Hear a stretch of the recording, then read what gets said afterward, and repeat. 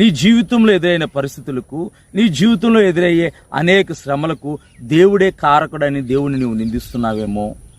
దేవుడు నిన్ను ప్రేమించే దేవుడు.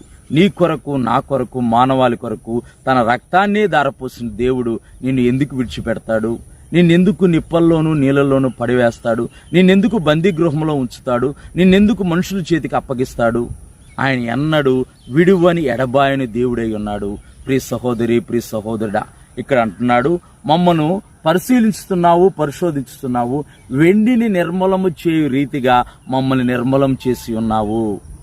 ఆయన మనల్ని పరిశోధించి త్రోవ తప్పిపోతే, దారి తప్పిపోతే, అందుకే యేసు ప్రభువారు 99 గొర్రెలను విడిచిపెట్టి దారి తప్పిపోయిన ఆ ఒక్క గొర్రె కొరకు. దావీదు స్వభావం కూడా అలాంటిదే. దావీదు కూడా అంతే. తన యొక్క మందలో గొర్రెలన్నీ